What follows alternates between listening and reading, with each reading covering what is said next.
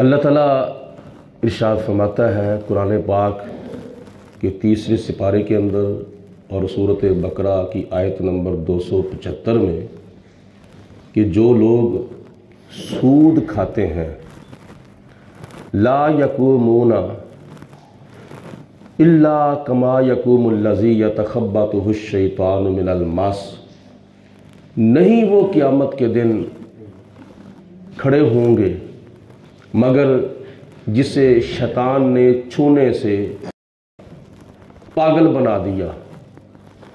ذالک بانہم قالوا انما البیع مثل الربا واحل اللہ البیع وحرم الربا، یہ سزا ان کو اس کے سبب ملے گی کہ وہ دنیا میں کہتے تھے کہ سود بھی تو بیع کی طرح ہے نا، یعنی تجارت کی طرح ہے، لیکن اللہ تعالیٰ فرماتا ہے وَأَحَلَّ اللَّهُ الْبَيْعَ، اللہ تعالیٰ نے تجارت کو حلال فرمایا ہے، وَحَرَّمَ الرِّبَا، اور سود کو اللہ پاک نے حرام فرمایا ہے۔ سود کا گناہ جو ہے وہ اتنا سنگین گناہ ہے، اتنا سخت اور اتنا شدید گناہ ہے کہ اللہ پاک نے قرآن پاک کے اندر تیسرے سپارے میں سورۃ بقرہ کی آیت نمبر 275 سے لے کر پورا رکوع جو ہے وہ سود کی مذمت میں اللہ پاک نے نازل فرمایا ہے۔ پہلے ویسے سود چلتا تھا، لیکن نبی کریم صلی اللہ علیہ وسلم نے جب حجۃ الوداع ادا فرمایا ہجری 10 میں 9 ذی الحجہ کو میدان عرفات میں جب آپ نے خطبہ حجۃ الوداع ارشاد فرمایا تو اس وقت آپ نے اعلان فرما دیا کہ لوگوں غور سے سن لو، آج سے لے کر میں سود کو حرام قرار دیتا ہوں۔ اس وقت سے لے کر آج تک اور آج سے لے کر قیامت تک سود حرام تھا، حرام ہے اور قیامت تک حرام رہے گا۔ اس کے اندر کوئی بھی مفتی، کوئی عالم، کوئی محقق، کوئی مدقق، کوئی مفسر سود کھانے کی گنجائش پیدا نہیں کر سکتا، کیونکہ اللہ پاک کی ذات بابرکات نے اور اللہ پاک کے پیارے حبیب علیہ السلام نے سود کو جب حرام کر دیا ہے تو دنیا کا کوئی بھی بندہ اس کو حلال نہ کر سکا ہے اور نہ قیامت تک کر سکے گا۔ یہ نبی پاک علیہ السلام نے خطبہ حجۃ الوداع ارشاد فرماتے ہوئے سود کو حرام قرار دیا تھا۔ قرآن پاک میں تو اس کی بڑی وعید آئی ہے اور بڑے نقصانات آئے ہیں۔ حدیث پاک میں آتا ہے نبی کریم صلی اللہ علیہ وسلم نے ارشاد فرمایا کہ میں جب معراج کی رات کو اللہ تعالیٰ کی ذات بابرکات کی بارگاہ میں حاضر ہونے کے لیے جا رہا تھا تو جیسے مجھے جنت کے درجات دکھائے گئے تھے، جنت کی سیر کرائی گئی تھی، اسی طرح مجھے جہنم کے طبقات کا مشاہدہ بھی کرایا گیا تھا۔ میں نے اس ایسی قوم کو دیکھا کہ جن کو خون کی نہروں کے اندر غوطے لگوائے جا رہے ہیں، وہ جب تیرتے تیرتے کنارے پہ آتے ہیں، فرشتے ان کو دھکے دے کر پھر اس خون کی نہر کے سنٹر کے اندر بھیج دیتے ہیں، اور بار بار ایسے ہو رہا ہے۔ تو نبی کریم علیہ السلام نے جناب جبریل علیہ السلام سے پوچھا، جبریل یہ کون لوگ ہیں جن کو جہنم کی نہروں کے اندر غوطے لگوائے جا رہے ہیں؟ تو پینے کے لیے ان کو پیپ دی جا رہی ہے۔ پیپ پتہ کیا ہوتی ہے؟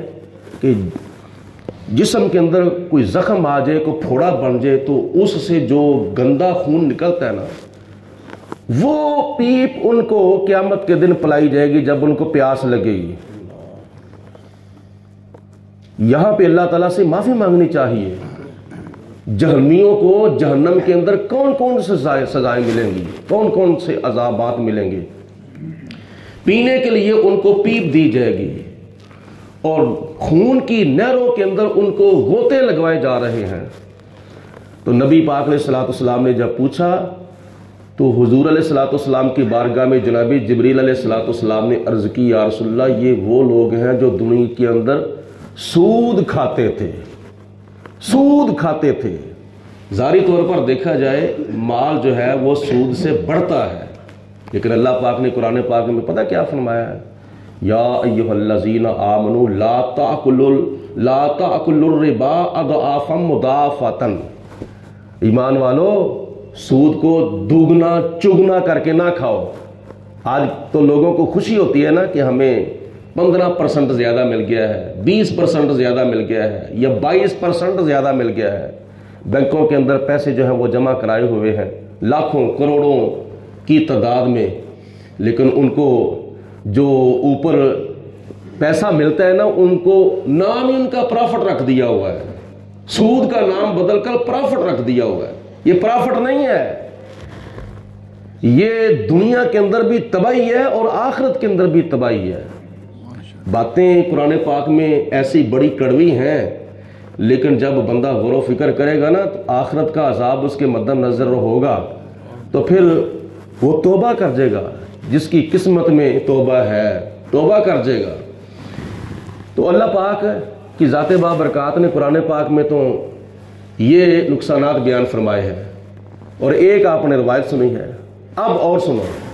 حضور علیہ الصلوۃ والسلام نے فرمایا، سود کا ایک درہم کسی کو پتہ چل جائے کہ یہ سود کا ایک درہم ہے، اس کے باوجود وہ کھا لے، تو نبی پاک علیہ الصلوۃ والسلام نے فرمایا ایسے ہی سمجھو جیسے اس نے 36 مرتبہ زنا کیا ہے۔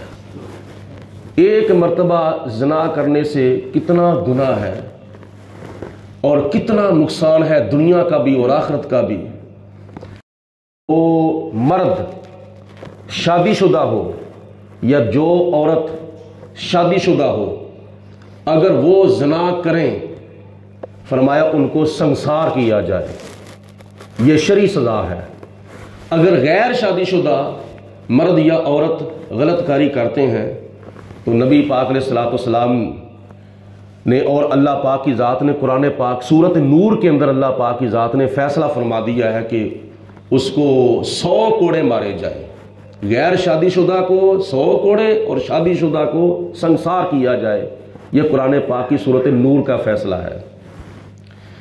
یہ ایک مرتبہ عمل کرنے کی سزا ہے دنیا کے اندر، اور جو بندہ سود کھاتا ہے دنیا کے اندر تو بڑے مزے لے رہا ہے، لیکن آخرت میں اس کو کتنی سزا ہوگی؟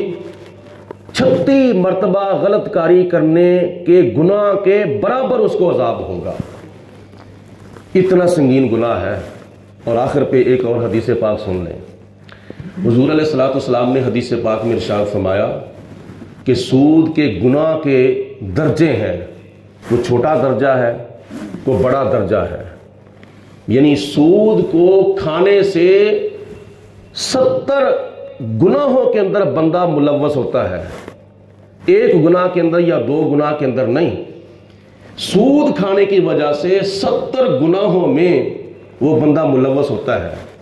اب قیامت کے دن ایک مرتبہ سود کھانے کی وجہ سے اگر قیامت کے دن 70 گناہوں کا عذاب اس کو ملے گا تو آگے خود تم اندازہ کرو وہ کتنا عذاب ہوگا۔ لیکن نبی پاک علیہ الصلوۃ والسلام نے فرمایا کہ اس گناہ کے درجے ہیں، 70 درجے ہیں گناہ کے، لیکن کوئی چھوٹا درجہ ہے، کوئی بڑا درجہ ہے، کوئی درمیانی درجہ ہے، لیکن جو سب سے چھوٹا درجہ ہے نا، چھوٹا درجہ سود کھانے کے گناہ کا، حضور علیہ الصلوۃ والسلام نے فرمایا ایسے ہی سمجھو جس طرح کسی بیٹے نے اپنی سگی ماں سے زنا کیا ہے، اس طرح کی غلط کاری کا اس کو گناہ ہوگا۔ سود کھانے سے 70 گناہوں کے برابر قیامت کے دن عذاب ہوگا، اور 70 گناہوں میں سے سب سے چھوٹا گناہ جو ہے وہ یہ ہے کہ جس طرح بیٹے نے اپنی سگی ماں سے غلط کاری کی ہے۔ اب چھوٹے گناہ کے درجے کا یہ عذاب ہے تو پھر قیامت کے دن بڑے گناہوں کے درجے کا کتنا عذاب ہوگا۔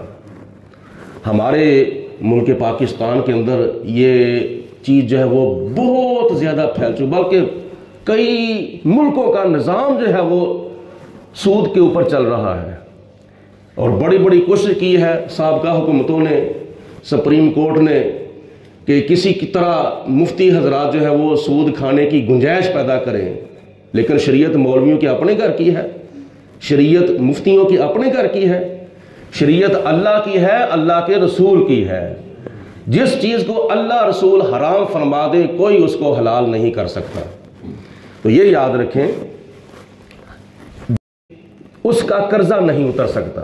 یہی وجہ ہے کہ پاکستان کا آج تک قرضہ نہیں اتر سکا۔ اتنا سنگین گناہ ہے۔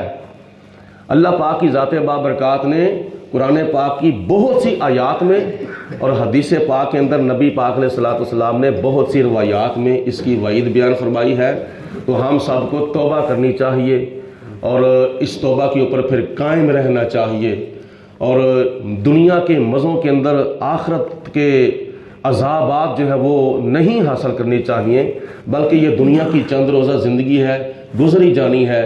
رزق حلال بندہ کھائے تو اللہ تعالیٰ اس کی دعا کو قبول فرماتا ہے، تو جب رزق حلال نہیں کھانا تو اللہ تعالیٰ کیسے دعا قبول فرمائے گا؟ اللہ پاک ہمیں اپنا خوف عطا فرمائے، نبی کریم علیہ الصلوۃ والسلام کی تعلیمات پر عمل کرنے کی توفیق عطا فرمائے۔ وآخر دعوانا ان الحمدللہ رب العالمین، الصلاۃ والسلام علیک یا سیدی یا رسول اللہ وعلی آلک واصحابک یا سیدی یا حبیب اللہ، الصلاۃ والسلام علیک یا رحمۃ للعالمین وعلی آلک واصحابک یا خاتم النبیین۔ اللہم صلی علی سیدنا و مولانا محمد معدن الجود والکرم وآلہ واصحابہ وبارک وسلم۔ ربنا آتنا فی الدنیا حسنۃ وفی الآخرۃ حسنۃ وقنا عذاب النار۔ ربنا اغفر لنا ولإخواننا الذین سبقونا بالایمان ولا تجعل فی قلوبنا غلا للذین آمنوا ربنا انک رؤوف رحیم۔ الہی بحق بنی فاطمہ کے برکول ایماں کنی خاتمہ، اگر دعوت مرد کنی ور قبول، منو دست و دامان آل رسول۔ یا اللہ پاک ہم تیرے گناہ گار بندے ہیں، ہمیں گناہوں سے زیادہ اجتناب کرنے کی توفیق عطا فرما، نیکیوں کا زیادہ سے زیادہ ارتقاب کرنے کی توفیق عطا فرما۔ یا اللہ پاک ہمیں اپنے دین ایمان کے اوپر استقامت نصیب فرما، شیطان کے شر سے، نفس کے دھوکے، موت کی سختی، قبر کے عذاب، حشر کی شرمندگی، دنیا اور آخرت کی ذلت اور رسوائی سے بچنے کی اور دوسرے مسلمان بہن بھائیوں کو بچانے کی توفیق عطا فرما، مرتے وقت کلمہ پڑھنا نصیب فرما۔ یا اللہ پاک ہمیں رزق حلال کھانے کی، اپنے بیوی بچوں کو کھلانے کی توفیق عطا فرما، لقمہ حرام سے بچنے کی اور دوسروں کو بھی بچانے کی توفیق عطا فرما۔